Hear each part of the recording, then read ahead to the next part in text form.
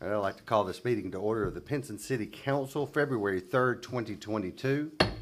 If you would, stand for the invocation by John Churchwell and remain standing for the Pledge of Allegiance by Brad Walker. Father, as we come to you, we're thankful for thy many blessings of life. Thanks for, Lord, for your watch, care, and protection over us during the storms. We also pray, Father, for those that were involved, some in Lower Alabama. We pray, Lord, that you will be with them. Help us all, dear God, to look to you and do the things that's best for our community. These things we ask in thy name. Amen. Attention, salute, pledge. I pledge allegiance to the flag of the United States of America and to the republic for which it stands, one nation, under God, indivisible, with liberty and justice for all. Thank you. Everyone may be seated. I'd like to assign Leah Wigginton as the acting clerk tonight in the absence of our normal clerk. Madam Clerk, can I have a roll call, please? Counselor Tanner. Counselor Walker. Here. Counselor Roberts. Here. Counselor Churchwell. Here. Counselor Kirkland. Here. Mayor Cochran. Here. Thank you. Do I have someone to offer the minutes from January 6th and January 20th, please? Yes, I would like to offer the approval and the waiving of the, and reading of the minutes for January 6th. And January 20th, And collectively? January 20th, sorry. All right, I have an offer for the waiving of the reading. Do I have a second? Second. I have an offer and a second. All those in favor say aye. Aye. All opposed? Now, do I have someone to offer that to be accepted as written? I had just one very minor Okay. issue, and it was just a spelling error there on one thing, so I meant to mention it beforehand, but we can approve them and I can mention it to the clerk. It's just one misspelled word, so. Just one misspelled word? I think we can do that. Okay. So you're offering It's the, not changed the intent. you're offering the approval with one small change to a spelling? Yes. All right, I have an offer. Do I have a second? Second? I have an offer and a second. All those in favor say aye. Aye. All opposed? Let the record reflect the ayes carry. Get with Counselor Roberts on that spelling The word correction. is actually spelled correctly, it's just the spell check messes people up. It does indeed. I do not see Centerpoint here yet, so we'll move on from that. They may show up later. Counselor Walker. Yes, I'd like to make a motion to pay the bills in the amount of $132,358.17. I have a motion. Do we have a second? Second? Any highlights on those bills that we need to be aware of? We obviously have our Jefferson County Sheriff's Office payment, and we have bleachers for $16,000 to Outdoor Aluminum for the youth park, and we have our mower for Public Works from Argo Power and Equipment for $34,640.78. All right. Any questions or comments? All right, seeing none, all those in favor say aye. Aye. All opposed? Let the record reflect, we shall pay the bills. Mr. Mayor? Yes. I'd point out, if anybody happens to be looking at this later, one of the line items is to a company called Mayor. So I think it's actually Mayor Electric. I just want to make sure everybody knows that is not our mayor that's receiving those particular funds. So That is correct. There is no checks from those funds being written to me. That is, thank you for pointing that out. Now I'd like to open a zoning reclassification hearing for zoning case Z-2022-01. Bob, is there anyone else in the audience that would like to speak to this zoning case? Bob can explain. This case is, we had, Mr. Singh brought in several properties at one time when he brought in the property that we're going to have the senior living facility. So at that time, we heard a case on rezoning for the senior living facility and splitting it off of that one parcel. Because these were numerous, we held off. And so these are the remainder of all the properties that Mr. Singh brought in on that annexation that he did that night.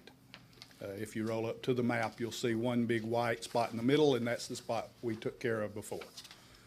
So that's all we're doing now is the post-annexation rezoning of the rest of his properties he brought in. All right, any questions, guys?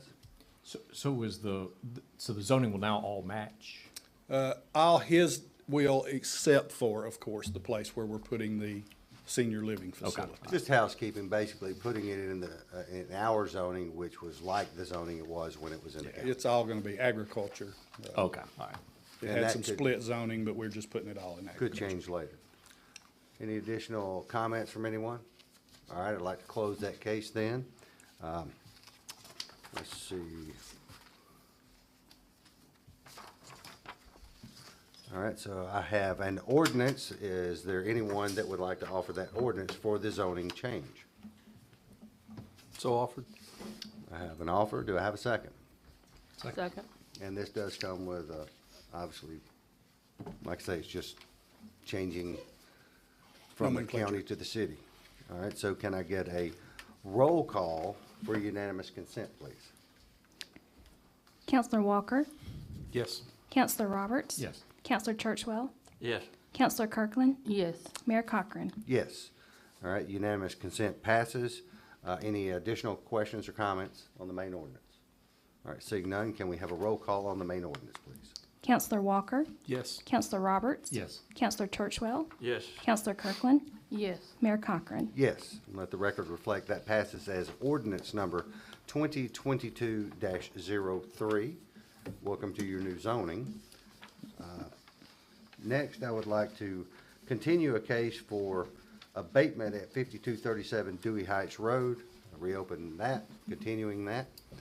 All right. Bob? I have been called by Mr. Farr, and he asked me to express their feelings on the whole situation.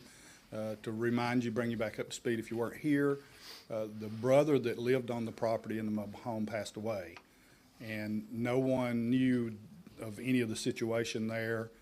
He does have a son. The son received one of our notices, took it straight to the lady that showed up, Ms. Farr, which was the owner's sister. And there's also another sister and a brother, and they've all discussed this, and they do not want to involve themselves in the property. They're not gonna clean it up. They don't wanna, they basically are washing their hands of the property and don't wanna have any interest in it.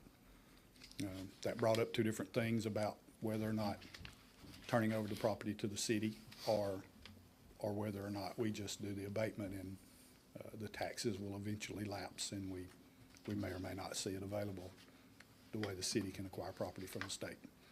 But their wishes were to let you know, they were very appreciative of everything that the city had done to help them to postpone it, but they just didn't see a path forward for any of them in this. Shane, would you like to speak to it at all? Well, based on my understanding from talking with Bob prior to the meeting, there's no dispute that the structure is unsafe and it is a public nuisance, or at least that would be what I would expect the council to agree based on the photos that you reviewed and the like. If they are indeed, say, offering the property, Bob? They said they would be willing to just turn it over rather than to have any of the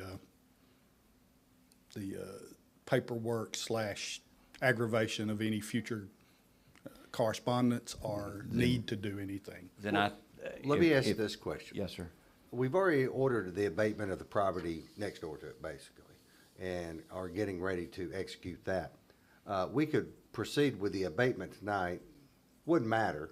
They come back later and give us the property, it's okay. Mayor, you took the words out of my mouth. I've got a resolution here that was in front of you for the last, at the last meeting. If the council determines this is indeed a public nuisance property and needs to be abated, my recommendation would be that you consider going ahead and adopting this resolution.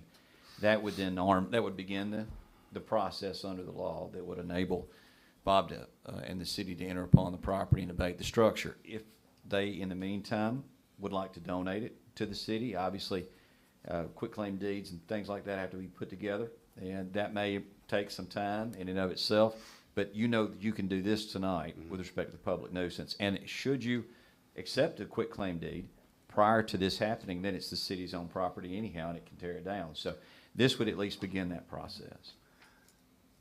which is probably what I'm gonna be in favor of, although we may have to forego the numbering sequence until tomorrow, to put the correct number on there. I think we could do that tonight, say number pending. Would that be okay? Yes, sir. Oh, yes, sir, that'd absolutely be fine. Because we don't have our normal, access to the numbering sequences that we. Right. would And this is the same resolution that the council, that y'all had before you in the January meeting, that was provided. It's just, that you continue this hearing until tonight. So I'll pass that down to you if I could. I appreciate that. So I'm thinking the same thing you are, and the reason why is I don't know. I would not be surprised if they have a difficulty showing ownership based on the timelines that they described to us last time. In other words, this could take years for them to be able to do that, so let's go ahead and clean it up, and then if it may become available on the tax rolls before the other, and if not, if somebody wants to buy it, then they can pay us back too. I agree with that, and we're still in the public hearing, but my assumption is if we do decide to offer that resolution, it would probably be Councilor Roberts that would do that. You do understand the assignment. I do. Thank you. Had to do it. All right, well, that's all we need to know, I believe. Any additional questions? All right, well, I'll close the public hearing now. Thank you, Bob. No problem. Is there someone that would like to offer the resolution? There he is, as a matter of fact. Imagine that. I would like to offer a resolution ordering the demolition of a building and/or structure and the abatement of litter and junk located at 5237 Dewey Heights Road. I have an offer of a resolution. Do we have a second? Second. I have an offer and a second. Any additional comments on this resolution? All right, I was just by there on Monday, and it is definitely desirable of destruction. It is, and we know it's been vacant for quite some time, and all that does is invite other people to come throw trash on the property and things of that nature. What we found is if you have a pile of rubbish somewhere on the side of the road, people think it's okay to add to that rubbish. I don't know why. So, well, they illegally dumped, I'm gonna do it in the same site, and that's what happens all the time. All right, with all that being said, any additional comments? Mayor, Yes. may I just point this out too, and I know you like to do this, especially by video, when you've got folks watching. Again, these properties have already been subject to a legal process where they receive notice. There's been a lis pendens recorded in the probate records. More than adequate notice has been provided by the city of Pinson well in advance of any action that would remove, that would result in the demolition of a structure. Absolutely. And all of that due process has been provided through Bob and his office and through us working with him to make sure that those things have been done before it ever gets to this point. Right, and I agree 100% with that, and I appreciate you clarifying that for people who aren't with us today in the audience. But, it's one of those things that we have decided that it's a good idea to go ahead and fast track as fast as you can these processes. And they take what they take, and they're oftentimes much more lengthy in time than I would prefer them, but it is the appropriate legal process. I've decided, from my perspective, to push more of them out to the council in a more quick fashion. I'm like, well, let's do them as quickly as we can, and that way the neighbors are spared having to live next to this stuff. And that's why my personal objective is to clean the city as nicely as possible and everyone enjoy where they live. So, additional comments, guys? All right. Seeing none, can I get a roll call vote on the resolution, please? Counselor Walker, Yes. Counselor Roberts. Yes. Counselor Churchwell, Yes. Counselor Kirkland, Yes. Mayor Cochran. Yes. And again, let the record reflect that we will put a numbering sequence on that document tomorrow and record it as such. All right, moving on to the mayor's report. Had the honor of going and visiting with each of our principals this week and giving them their distribution check from the city council. And they were all very appreciative, some of which you might have seen photographs on Facebook, some not so much. I'll leave that up to them. You want to take a photo? We'll take a photo. But they were all very appreciative, and some of them are like, hey, this came just in time. We're trying to do a project over here. And so they said thank you to all of you, and I wanted to extend that to each of you guys, because they understand it's not me, it's us. And we're representing all the people's interest. Also, an update on permits and inspections. We continue to have construction in Innsbrook. They continue to bring additional plans. I'm thinking they're having a lot of success with that project. They've got the, I don't know what you want to call it, the demo home, ready. It's been inspected. It's been released. They should have agents on the ground now or early next week. They already have interest for over 30 of the homes. I think people who are saying, we would like to buy one. So that tells you a great story about our community, that we're building new houses. People want to move into Pinson and be a part of this community. That is a great story to tell. You know, we're thriving with this economy. You got anything to add to that, Bob? I would just like to add, we're not chasing criminals, and I don't want what I'm fixing to say to come across that. But since we've established our department and we have someone on the ground looking, he's found multiple places where people needed to acquire a business license or permit. Like I said, I'm not saying they're all criminals. Some of them just don't know or whatever the reason, but it's being very successful in bringing this to a full circle service, so that we're making sure our citizens are protected and not getting an errant or ne'er-do-well type contractor sneaking in under the radar, and also they're doing things up to code. Well, it's been kind of like the Wild West out here for a while. Yeah. And again, that was the catalyst for our even taking over the permits, is to serve our community where it was being underserved. And starting to get all that stuff up to speed. Like I say, Hal will go out and do his rounds, and you look and see if somebody's doing something they're not supposed to do. Oftentimes, we try to be fair with them and say, well, you know, you have to have a permit to this. Oh, well, I'm sorry. Well, they come in and get their permits, and oftentimes also a business license. So it puts them on our record and our radar, and it helps us protect the citizens. So it's good stuff. If I could swing back and add one comment to our demo process, because I want people to really understand how much this administration tries to be fair. We spend several weeks, if not more, trying to notify the people when we get a complaint about one of these structures or properties, and try to solve it in-house and let them know, give them opportunities. We don't get the complaint and stick the lawyer on them the next day. We've done due diligence trying to solve the problem on a friendly, hey, folks, we got a problem basis before they're involved. So, yeah, it's lengthy in that respect. And a great number of cases are resolved in Yes, that process. it does get That never resolved. get to this. Right. We don't just run, we're not running to the courthouse with everything. And that's the goal. We're trying to solve it. And when we can't find that resolution, that's when it gets to this stage. That's right. So. Thank you, Bob. Update on a lot of people in this community's favorite day of the year, which we have 4 times a year now, and that is the Shred It dates. Our Shred It truck will be here this Saturday from 9 till noon here on the premises at City Hall. If you have any documents that need to be shredded, bring them on down. They do it. It's absolutely no fee to the public. The city is paying for that on your behalf, which, again, that's a service we're offering to our citizens. They've said we want it. And we stepped it up and decided we're going to do it 4 times a year instead of 1 time a year, and I think that'll help a lot of people. So anyway, come down Saturday morning here at City Hall, February 5th, from 9 until noon. You guys got some stuff needs shredded too. You could bring it, you know. And we often have things here at City Hall that need to be shredded, from elections and things of that nature. Not quite like the Nixon thing. And the thing about this, if we get a truck completely filled up, it doesn't cost anything. And if we don't get it filled up, we have to pay a fee for some amount. I don't know what it is. But I don't know what that fee is, but they usually have a pretty good participation rate, and they usually get a lot in the truck. I have seen the truck roll out of here with the sides actually bulging out, and I'm like, is that safe? They say, oh yeah, they do it all the time. It looks a little weird when it starts looking like a full belly. I don't know. All right, moving on. Chief Howell.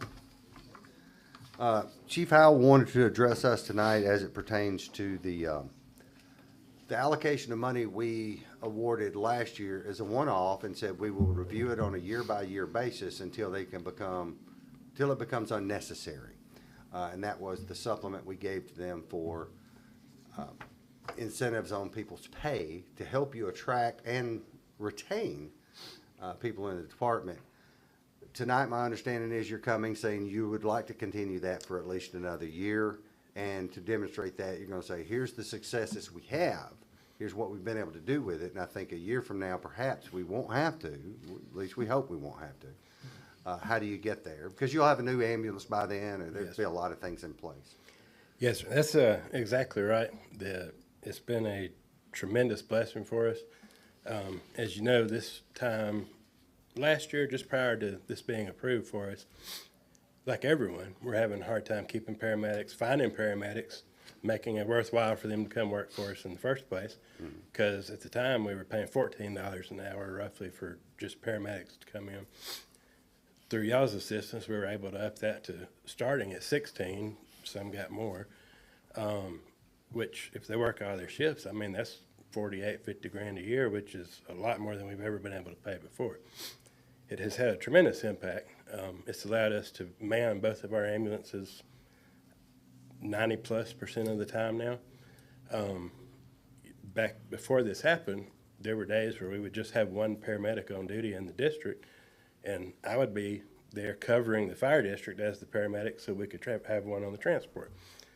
Thankfully, those days haven't happened near what they have in the past.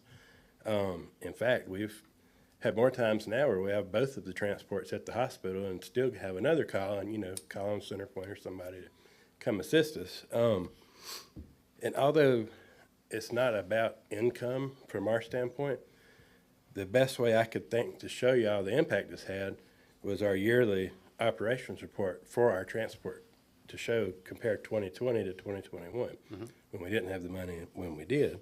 And I've highlighted a few areas. I don't know, I can blow them up where y'all can see them.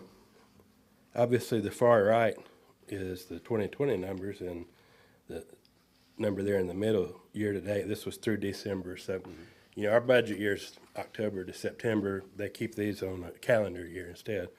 But we were able to go from the 139 on 468 transports we were able to do all the way up to 185,000.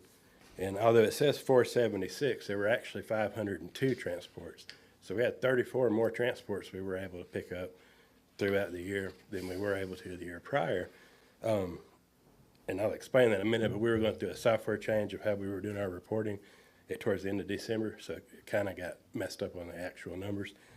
But everything, it took this section is our basically cash per call. You can see that's almost $100 per run increase just being able to have more trucks on the road. And then one of the most important numbers was the collection rate, hitting almost 65% now through this at the end of the year. It's actually a little higher. We're pushing 70% now, which is higher than we actually thought we ever would get, where we were only at 48% for the year prior. And I jotted some notes here to help explain exactly how this money helped. Like I said, it was an increase of money to the fire district on top of what y'all were allowed us through the year, the $75,000, allowed us to bring in an additional almost $46,000, which also, kind of like you were saying, helps to go towards paving the way where we won't have to have the 75 eventually. And like I said, this isn't about making money for us. And the capability of having a transport itself has never been about money. Every penny we get from it gets reinvested directly in the fire district. So it's not like, a city or anywhere else where the money just goes to the general fund. Right. It's I think the best way to describe it, if I may, Yes. is it's not a profit center per se, but it is the most self-sustaining thing a fire department can do. Exactly. And you say, Especially well, a fire we district. provide this service and we hope it can pay for itself so that we can continue to provide this service. And that's a very important service. It's getting closer. Yeah, I mean, we're still short right now. The calls have fluctuated, they got really busy for a while, and then towards the end of the year, it kind of slacked off some, but it's picked back up again now. So it's kind of a ebb and flow for us. Some months we'll have like 67 transports through the fire district, and some months we'll have 35. It just kind of depends, you Your know. goal is 0. Of course, because every time we're transporting, I mean, that's what this whole thing is about that I've written, is we're here to take care of the people of this community. That's all we care about. It costs money, unfortunately, to do that, and to have the right people in the right places to be able to do it costs even more money. You know, and you've got to be competitive to try to find paramedics and to retain paramedics. You see here, like I said, we were able to transport 34 people more than we have in the year past. Actually transported by our trucks. You know, there were more that Centerpoint took or other people took that we weren't able to. But even that number has dropped to maybe 3 out of 65 a month on average that we're not able to cover. Again, wouldn't been able to do it without the funding y'all provided for us. The state is actually looking at what's called advanced EMTs, having them a lot more active. So it's kind of the difference between an EMT basic and a paramedic. They're opening up the stuff they can do, giving them more drugs they can use, more roles, responsibilities, scope of practice type stuff, and somewhat pushing having an advanced transport where if it's a patient that doesn't have to have a paramedic, say, you know, many things the advanced guys can do, it allows us to have an advanced take the patient to the hospital, but then we're allowed to keep the paramedics around for something, you know, a little more in-depth. Mainly it's cardiac stuff, some of the drugs that the advanced EMTs can't do that paramedics can, and a few skills, but they're getting more and more every year where they're letting them do it because of the shortage of medics, in my opinion, you know, big part of it. And as you said, we are looking at the truck y'all paid a huge, hefty amount down on for us. Still don't have an update. We're still waiting on the chassis. They've got the box prepared and starting on it, but the chip shortage everywhere like everybody else. Our chassis has not arrived yet, but it will be sent straight to the place making it at Horton, making the ambulance for us. And there is a possibility through the county that we may actually get 2 ambulances. If that happens, my plan is to take the better of the 2 we have it as a reserve truck, which will go to the football games, do, you know, be manned in times of disaster or whatever, but make it an advanced EMT truck during the day, for example. So we would have 3 ambulances. They don't have to, you know, they make decent money, but not as much as the paramedics. But these are more ways we're trying to find to eat into the money we're having to get from y'all in the past to make these things work. It's been done, a lot of private ambulance companies do it. Seems to have been frowned on in the past over through fire districts, fire departments, but it's coming along more and more. Basically, as long as we have a paramedic there that can make the decision, yes, you can take them, we're good to go. Well, and I get it. The basic gist of it is paramedics and firefighters throughout this state, and I'm going to assume throughout this country, but I know throughout the state, having been to the fire chiefs meetings and things of that nature, it's a crisis mode. And so how do we address the crisis? So there's a lot of ways you're doing it. This is one of the ways we're doing it. We're trying to help you make it more advantageous to become a paramedic, a firefighter, by enhancing the pay. And so we're trying to help you get through a crisis mode that you share with many different. That was actually the one point I left off of here. Out of my people who were already there, you wouldn't believe the number who have already gotten through their advanced EMTs and working their way towards paramedic and not planning on taking that elsewhere because they were already there with us and they want to stay. And I've got 4 new advanced EMTs that just passed 2 weeks ago that I'm bringing online that have been there forever, but they've just, you know, moved up further from an EMT. And then I've got 3 guys in paramedic school right now. So, and they're people who aren't leaving. You know, they may work as a second job, you know, because of the other few shortfalls we have with the retirement insurance that we're still working on. But all of this is kind of a big picture thing. With y'all's help, with the help from the county on the vehicles, we're putting the money towards being able to one day offer the retirement and insurance, things like that, which will get people in and will keep forever. And we truly value having a responsive fire department in that area of Pinson. I think it's very important for us to participate in that. Yes, and we appreciate it And we are. deeply. Robbie, would you like to address it some as well? Yeah, I just had a couple of questions for the chief. One was, I noticed there you mentioned about your collection rate, and so I know I always like to talk about teamwork and stuff, and that obviously you guys are running the ball down the field on this thing, but that we might be able to help out. But I'm impressed at the fact that apparently you've put in new billing practices, new procedures, a whole New new company or computers, whatever. all kinds Okay. of stuff that have. So you're doing your part here to try to also help out by increasing your collection rate. And, you know, we all know that 100% is about impossible. Y'all don't pull up and say, show me if you can pay before y'all carry the folks down. So, We're not checking their insurance information before we leave Right. with them. Yes, sir. so we understand there's always going to be a certain amount of goodwill, labor and offerings that are going to have to take place. But it looks like you're doing that's a very impressive change in just a 12-month time period there on your collection rate. So, and the second thing I had was the big thing that concerned me initially was the impact that this labor shortage was causing on your response times. Obviously, those that are, if you're having chest pains or you've just been involved in a motor vehicle accident, you don't want to find out it's going to be 15 minutes, 20 minutes, 30 minutes, before y'all can arrive. So can you address anything about how much that's improved? I realize, again, part of that was the number you transport, but the other thing is how long does it take to get somebody there? Well, part of it is also what's your wall time at the hospital. And that is being addressed. There's been. It's getting better, I understand. Multiple meetings and still continuing. Some of them being led by Centerpoint, Chief Ward over there. We actually met with, the Ascension Group, all the St. Vincent's hospitals and everything, about how to decrease the wall times and, what everybody's role is in that. But as far as what you're discussing, having one ambulance, we show up on a bad wreck on Highway 79 and we have 3 or 4 patients that are critical. Well, we could maybe take 2 in one truck, but then what do we do with the other ones? We call Centerpoint, they don't have anything available, they're tied up on their own wrecks. Call Blunt, we don't have anything, that was the problem. Now, we have our second ambulance there, scoop them up and go, and that has actually happened multiple times where we've been able to take 3 or 4 people from one scene ourselves and not have to call for help, where they're not waiting that 15, 20 minutes. In the past, that never happened. Sure. They were just at the whim of whoever was available at the time to come help us. Like I said, we're working to get to where we want to be. We're not there yet.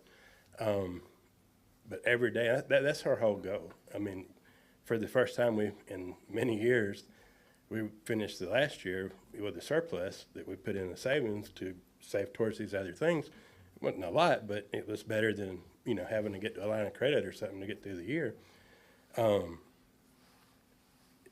I guess just trying to instill how important this money still is to us right now. We can't not continue the service we're providing if we lose it right now. That's the bottom Counsel, line. you have any questions for Jason? Because we know what he's requesting. He's saying, hey, can you continue it another year? We'll revisit it a year from now, so where we are. Sure, I have, So I- you're- I agree. John? No, I'm sorry.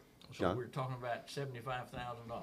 Yeah, split over the 3 quarterly payments like we did last time. And of course, with our fiscal budget, if it's possible to do it at the beginning of the first 3 quarters of a calendar year, then that would fall right where our budget We would probably ends. just write a check. Well, that works even better, whatever works for I y'all. agree. I mean, because we can deliver it to you, if we chose to do so, we can just It's the same deliver a check regardless, yes. right now. We're pretty sure they'll still be there later, so. We If know it's where not, y'all then are. we've all got It will problems. be, and we have another infusion coming in, what do they call it? What do they call it, a trunk, Shane? Trench. Trench. Yeah, whatever.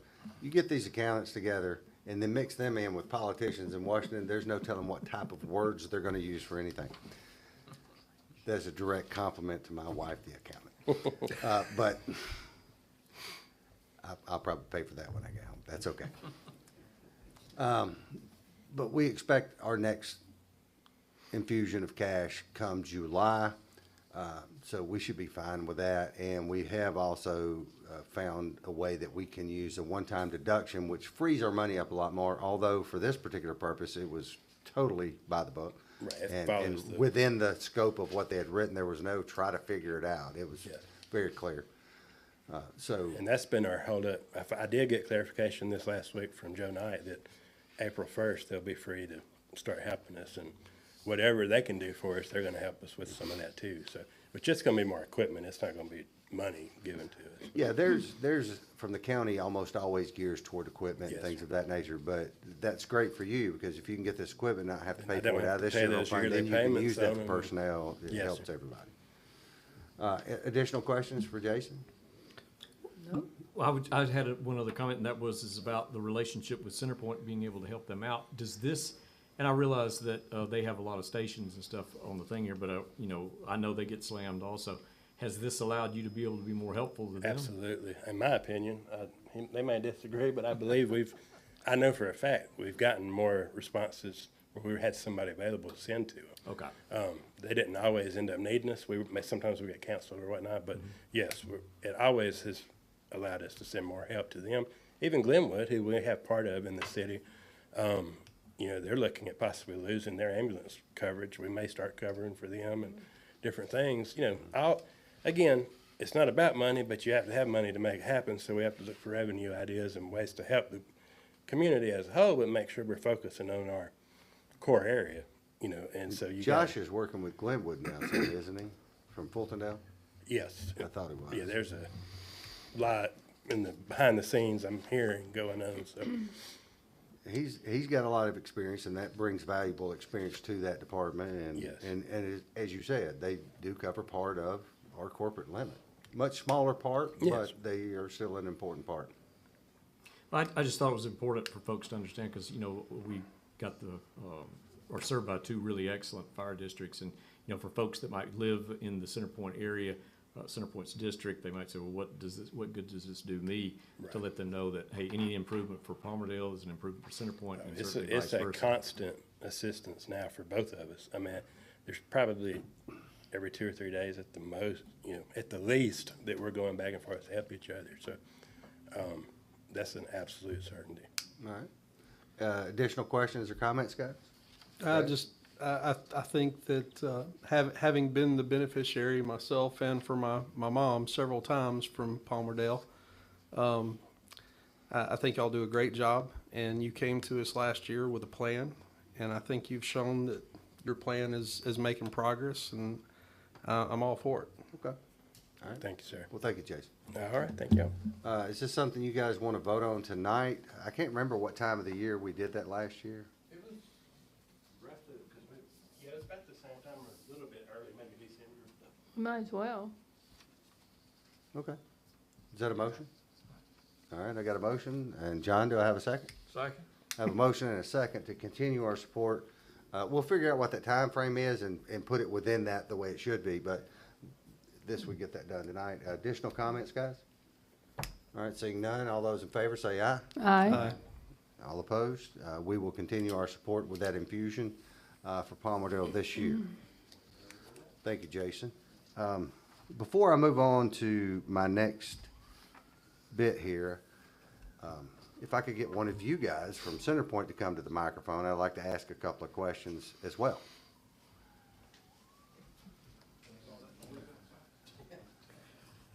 When we heard that earlier, I thought y'all might not make it. Sounds like y'all are a little busy. Chief Coleman, I'm not necessarily worried about the presentation tonight. That's fine if you want to do it. But, I know you guys had a fire chiefs meeting over here recently Yes, at the Rock School Complex. I appreciate y'all using that and bringing all those guys to our community. I think it's great fellowship. I typically stop by just to say, hey, I don't speak because they really don't want to hear what I have to say anyway. But I do get to visit with a lot of people I know. Am I understanding correctly that they're trying to increase the amount of money that you can get from the federal government when you run transports? Because it's been Yes, a sir. vastly underpaid. Yes, sir. Say, for example, it costs you $300 to make that run. They're giving you $90. Yeah, Medicaid, Medicaid, that's it. currently we are petitioning the state of Alabama to increase the Medicaid payer rates. Roughly about $100 is what a trip is getting. Think we're getting traction with that? It's in Montgomery, and they've been dealing with it for about 2 months now. I do believe a bill has floated up or is floating up right now to be presented to the legislator. Is it in the Senate or the I don't have that. Because I I'll can get the number. communicate with all our reps and. Quick as we get the numbers, I'll be glad to send, every Friday, we do a legislative conference call with what we call the Joint Fire Council, Volunteers Career, the Fire Marshal's Office, the Fire College, the Southeastern Association of Fire Chiefs. We all get on a Zoom call now, and we talk each bill that affects the communities in the state of Alabama. And you have a lobbyist in Montgomery working on your behalf, and he comes back, I've heard him report to you guys. He's very solid, knows what he's doing, and apparently works very hard. I think he's gonna accomplish that this time, and that'll mean thousands of dollars in Medicare, Medicaid reimbursements that they currently don't get, which can have a gigantic impact on what you do every day and the equipment you have to work with, and put a lot less burden on you instead of it costing you money to make a transport. Our major concern still in the state of Alabama is paramedics, as Chief Howell mentioned. Hopefully, we'll have about a $5 million grant or scholarship program established, but still we have to get folks to go to that program. We've had a grant program for years, or a scholarship program for volunteer fire departments. The career fire departments aren't eligible, but there is some grant money out there, or scholarship money for EMS education that's being unused. That's fantastic. Anyway, I just kind of wanted to expose everybody here to some of the things that I've heard. I can't nearly articulate it the way you guys can, so that's why I call you. We're working hard in Montgomery to hopefully bring things to make our communities safer here in the state, and additional assets to the communities. Well, additionally, sorry, Bobby, I'll let you go in a second. Just say, well, you just think about it. If you're able to receive those extra funds from Medicaid, then you're actually able to pay guys better. You're actually able to be a more attractive option to a lot of people, and you can get the people on the ground where they need to be because you're able to pay them right. Yeah, I was reading an article just this last week that one of the larger cities in the state of Alabama, on the Coosa River, they're starting their firefighters out at $10.38 an hour. How much? $10.38. Well, that's sad when you can go to Wendy's and make unusual. 16. They go to a Buc-ee's and make Yes, ma'am. 16, 17. But, their department heads are working on that as well. But, a $500,000 fire truck that y'all helped us on for sure, and those are required to do the job. The payrolls are the hardest thing, and y'all understand that. Y'all have a significant payroll here compared to where we started a few years back, and we're continuing to provide good services to the citizens of the city of Pinson. We're having to up our game to be able to attract employees to want to be here, to stay here. And it's fair, if you're going to, make a living wage when you work for a city, you should be able to. Should be able to. As with the fire department. Yes, sir. Be able to afford to go Mr. to Roberts. McDonald's and eat a hamburger, Those burgers are getting expensive, though. I will say because that. they're paying people $15 an hour. But you can Good go down news, here though, at is that may prices be and get a helping our pretty good health. deal. Oh. I do like McDonald's. Chief, I just wanted to emphasize something you just said, and that was, if someone is interested in a career as being a paramedic, then I assume that they could reach out to you and Chief Howell, because especially if they think that, well, I can't afford to go to school, because there are funds potentially available for these folks to be able to get these educations. Yes, sir, and hopefully there'll be more. So anybody who happens to be watching or knows someone who might be interested in a career in that, I know these guys would love to talk to them. Great opportunities, serve your community, and do things that a lot of people don't have the opportunity to. Unfortunately, Center Point Fire District was a little busier last month at 967 runs. Really down 7 from the same time last year, but still fairly busy for us. 382 emergency medical transports, that's up 68 from the same time last year. We received mutual aid 16 times. 5 times came from the Palmerdale Fire District. Where'd you go? Thank you. And I think we went over there 5 times too. So it's about a balance right now. Right now, I think they're out, and Trussville's coming up here to help us with a two-unit incident right up the road here. 372 runs out of Fire Station 1, 236 out of Fire Station 2, 78 out of Fire Station 4, and 282 out of Fire Station 5. let's see, Saturday was the busiest day at 4 o'clock. And there were, so far, the state of Alabama has had 11 fire fatalities. I'm not a preacher, but I'm preaching. You gotta have a working smoke detector. We give them away. That's since January the 1st? Yes, 11 in the state of Alabama so far. Wow. And a couple of them were multiple deaths in the same home. And age range, doesn't matter. Race doesn't matter. It's just tragic accidents. There were 96 Alabamians killed in fire last year. So it's our job to hopefully prevent that. And that's what I'm committed to do, and the fire chiefs of the state of Alabama are. I'm a little proud and a little sad. A young man that grew up in our community, Brad Appleton, has retired from service and moved into Montana. I don't think he's going to be on Yellowstone or Big Sky or any of those shows, but he is got about a month left here in the metro area, and then he's going out there for retirement. He's already built a house. They're set to go. But Brad grew up here in Pinson, graduated from Pinson Valley High School, played football there, came to Center Point Fire District in about 1991, I think, volunteered, worked his way all the way up to battalion chief. We're sad to see him go. He does a lot of different things for us in the background, besides emergency response and personnel management. But, he was our Facebook guru. We've got a new guy up online now that's doing that, Trey Van Hooser, who's a resident of Pinson, and his kids went to school down here as well. He's working that. But we have promoted a new battalion chief. His name is Craig Higginbotham. He's got probably about 30 years of fire service experience. Multiple talents, so he's online. And all day today, we've had the opportunity to interview 6 candidates, 3 and 3, 1 for lieutenant and 1 for captain. So we should have an upcoming announcement on that.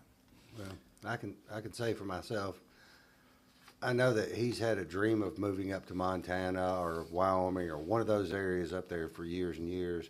I'm proud for him to be able to do it. I'm very sad to see him go. He was a great asset to your department and a very good friend. You're still going to stay in contact? So maybe when I go up that way, I might be able to go by and visit him. I don't know. He's got 2 spare bedrooms. He will be working as contractor for an ambulance manufacturing group, delivering ambulances part-time. So I can tell you this. Depends on what time of the year you want to go up there. But if you go up there in December and January, very possible you'll see negative 30 degrees. So plan your trip carefully. Yes, he closed on his house in December, and he was sending us pictures. I'm like, not for me. Not for me. Thank y'all very much for what you do for the Center Point Fire District, your fire department, and Palmerdale Fire, and the citizens of your community. Keep a beat where you sleep, close the door where you snore. 911's our number, and we make house calls. Thank you. I appreciate it. All right, moving on, Counselor Churchwell on the vacuum cleaners. Yes, Mr. Mayor, I'd like to make a motion to purchase some vacuum cleaners. These are basically for use at the Rock School Center, and we're having more and more use over there, which requires more and more vacuuming. One of them would be a path of 14 feet. That one is $539, and the other one has got a path of 30 inches wide. So, and the name of this one on the sheet here is the Big Sucker. So you can see it's got it's big. It does the work of 3 vacuums. The price on this is $2,285, and I make a motion that these be purchased. I have a motion. Do we have a second? Second. I have a motion and a second, and I'll just update everyone. I've personally gone over and tried to do part of the cleaning to figure out what tools we need, and I determined these are the tools we need. Oh. To help our staff and the people that we hired to clean, this is what they need. So, any questions or comments on that? I mean, it's not an exotic subject. You're talking about vacuum cleaners. Yeah, I'm glad the counselor mentioned the name, because I saw that and I thought, now, this thing must be really nice. Well, like I said, on the larger one, it's 30 inches wide. It'll do 10,000 square feet in about an hour. What it does, it really cuts the time down it takes to get the place in order between uses. And like John said, we are tending to use the facility a lot more. All right. All those in favor say aye. Aye. All opposed? All right, we'll get those ordered. Eric, you want to order them? You want me to order them? Whatever, we'll figure it out. We will figure it out. The resolution MOU we had on the agenda was pulled off during pre-council in case somebody saw the agenda and wondering why we're not taking that up. John, again, on the Turkey Creek Nature Preserve television. Yes, Mr. Mayor, we have, as everybody knows, Birmingham Southern College is very involved in the Turkey Creek Nature Preserve. And they've, of course, built a new building over there and have brought in a lot of stuff that they've purchased and all to go with that. And now they are in need of a television for the training center.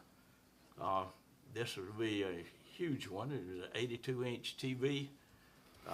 This total comes to $1,505.83. I make a motion that this be purchased. I have a motion. Do we have a second? A second?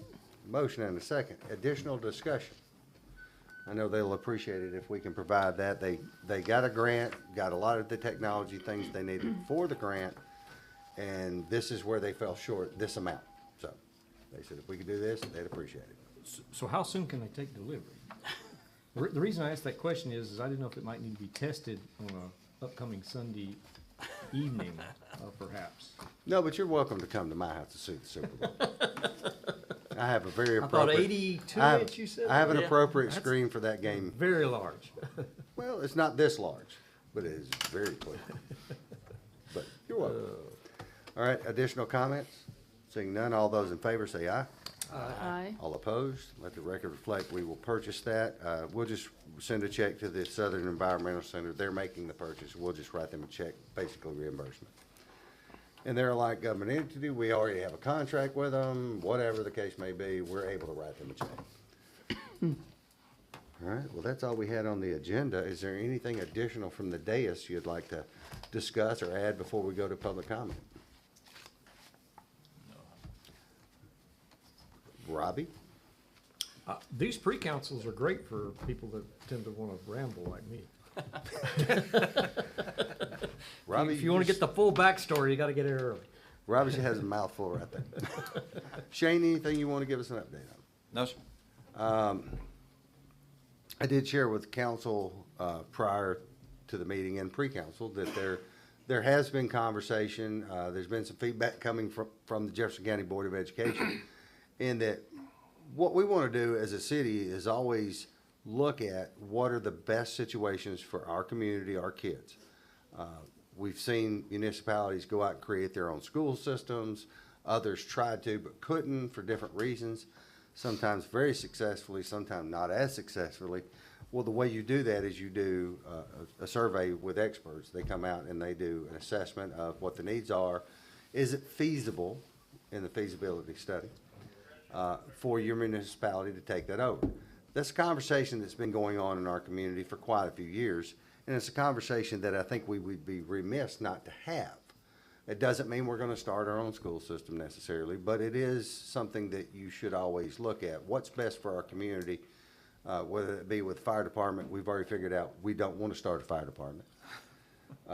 Absolutely. But with the school system, we've really never done the research, so that's something that I'll probably bring to the council later as to what something like that costs. Is it something we want to engage in?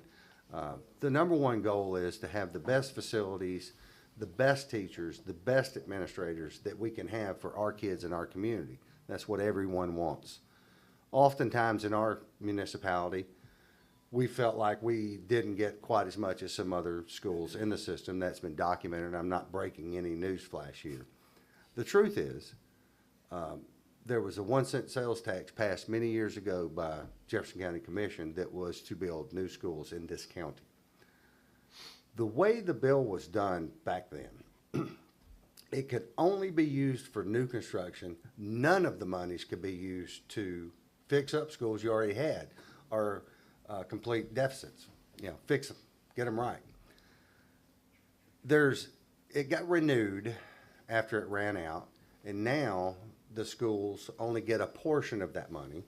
Our state legislatures and senators, they all get a portion of that money in the Jefferson County group to distribute out amongst their districts. which is fair, and our guys do a great job of coming and seeing what our needs are.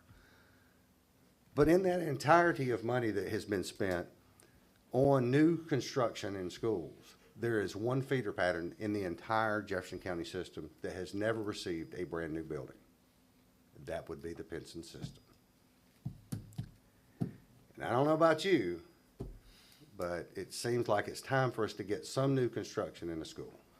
They spent an awful lot of money at Rudd.